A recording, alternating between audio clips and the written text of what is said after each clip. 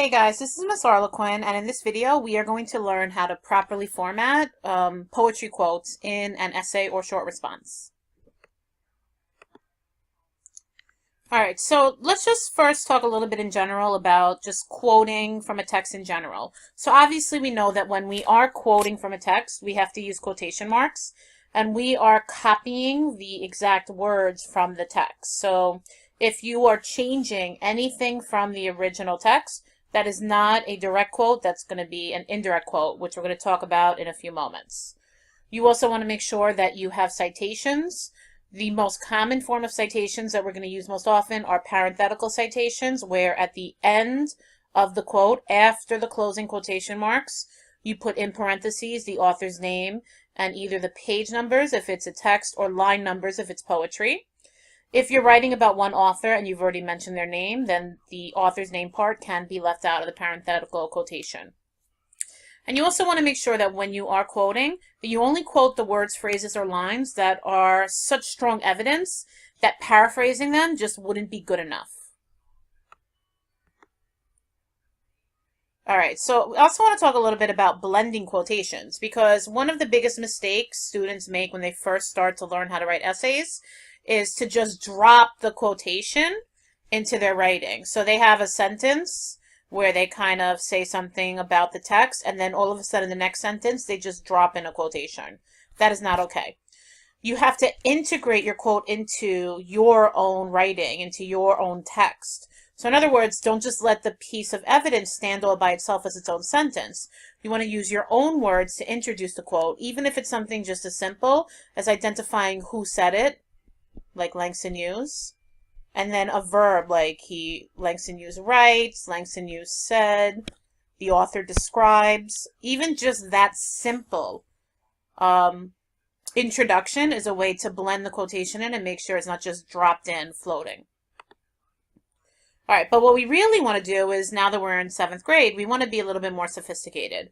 We want to weave the evidence together, and that involves taking an indirect quote and weaving it together with a direct quote. So your sentence should be a combination of these two. Direct quotations are what we typically think of when we think of text evidence. They are what we put quotation marks around. They're the direct words from the text, just lifted from the original text and put into your paragraph. Indirect quotes are where you're just kind of paraphrasing or summarizing what happened in the text. So these are considered text details, but they're not direct quotes because you're not copying word for word what the original author wrote. Again, weaving evidence together would be having a sentence where you might start off by just kind of summarizing what part of the story the quote comes from, and then ending your sentence with the direct quote. All right, so this would look something like this. So taking our book from last year, The Giver, an example of just having a direct quote not woven in is in the non-example on the left side. Secondly, the community is a dystopia because they use their powers to take away many important choices away from the citizens. They limit the members of a family unit. For example, quote, 2 children, 1 male and 1 female.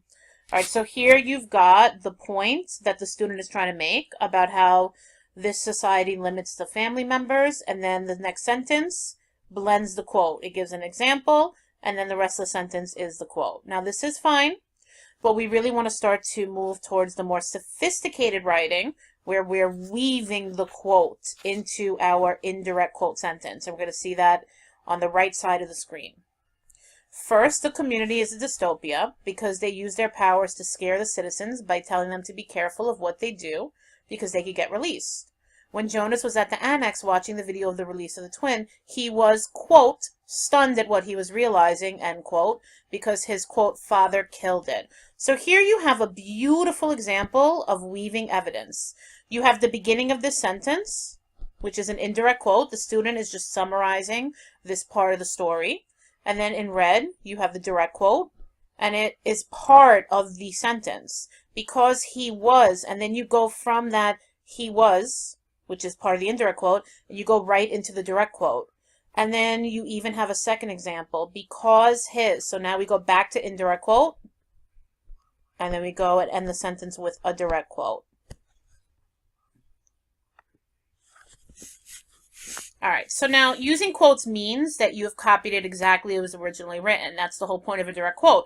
But let's not forget about grammar. Sometimes, especially when you are weaving direct and indirect quotes together, you're going to find times where the beginning of your sentence, where you're just kind of paraphrasing, the grammar that you're using, maybe the verb tenses or the number of people you're talking about, so it might be pluralization or the type of pronouns, it doesn't exactly match the words or phrases that you end up quoting.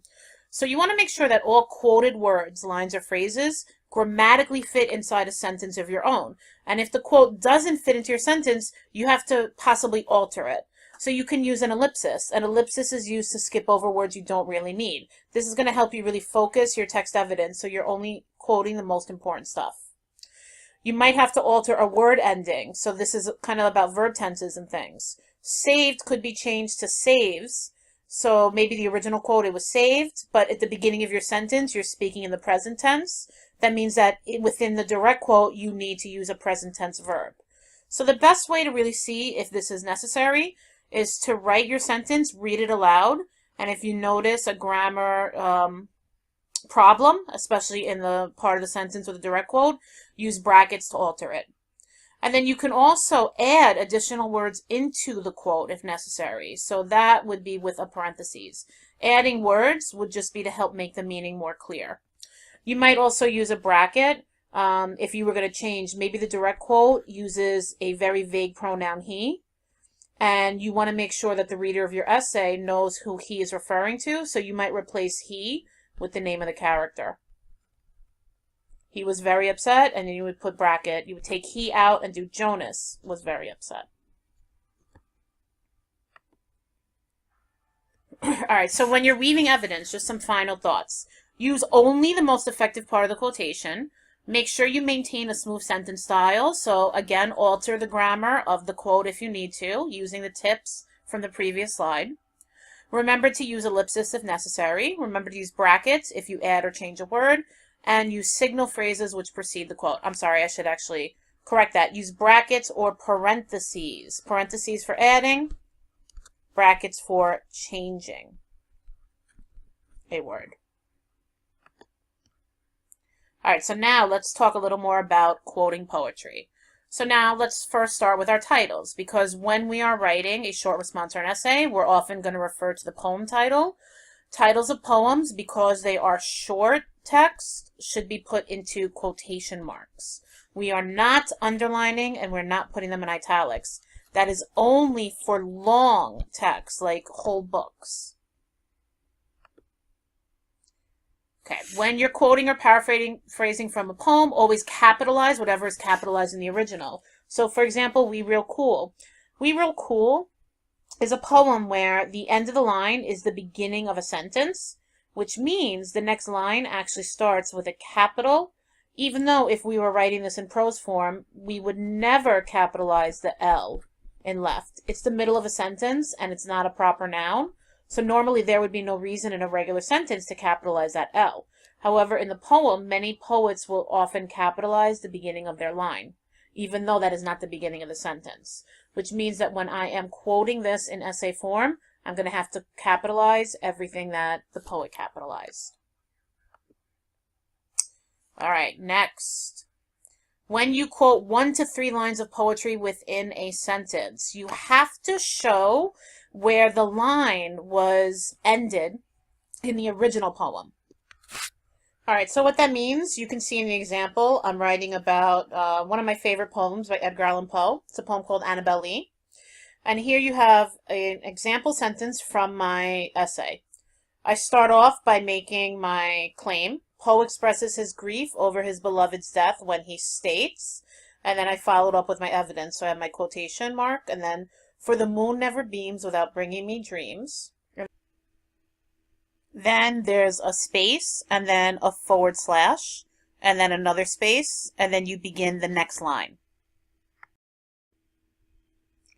The reason you have this is because the backslash shows the reader where the line ended in the original poem. So everything before the backslash is one line, and then everything after it is the next line. Of the beautiful Annabel Lee. So here at the end, you can see I've quoted 2 lines of poetry. And for the readers of my essay who might not be familiar with the original poem, they know which part of this quote is line 34 and which part of this quote is line 35. So you might be wondering, who cares? Why is this important? Well, line breaks in poetry can be incredibly important. They can be used to create rhythm, they can be used to create meaning, and so letting your reader know where the line breaks are is just another way to help your reader kind of even analyze what you're stating on their own. All right, so now what if you wanted to quote an entire stanza, which is more than 3 lines perhaps, or just a really lengthy part of the poem? So here you would have to do what's called a block quote. And what a block quote is you write your paragraph, you're writing your paragraph, you're making your claims, you're doing your indirect quote, and then when you get to the text evidence part, the direct quote, you put a colon, you press enter, and then you have to indent. So you want to indent at least 10 spaces, so you're going to hit the tab key. I would say do it 2 times, that's what I usually do, so that your block quote ends up being kind of centered within the paragraph. And then you type the actual lines of the poem exactly the way they appear. So you can tell from here, you can see visually that this looks like a poem. When you get to the end of the line, obviously press enter, and then you go to the next line, you indent once again, you make sure that it's lined up, and you're just typing it as if it was the original poem. When you get to the end, you are putting your citation, and probably most importantly, you are going to continue the rest of your paragraph, because we know that we don't really end a paragraph with text evidence. That's not really strong writing. So you press enter, and instead of indenting, you continue your paragraph right along the margin. So by doing that, you are getting a paragraph where you really have a block of text set off in the middle. And then this is what it looks like. So again, you're going to do this for what it's 4 more lines of poetry. All right, so now it's time to practice. We're going to use another example from Langston Hughes. You received the practice handout in class today as part of your homework. The poem is called Minstrel Man, another favorite of mine, and once again, it's from Langston Hughes. So let's start by reading the poem. Because my mouth is wide with laughter, and my throat is deep with song, you do not think I suffer after I have held my pain so long. Because my mouth is wide with laughter, you do not hear my inner cry. Because my feet are gay with dancing, you do not know I die. All right, so for this practice, you're going to practice the 2 types of poetry quotes. First, you're going to take a quote that is 3 lines or less. It can't be 1 line, so it has to either be 2 lines or 2 to 3 lines. And you're going to finish the response here.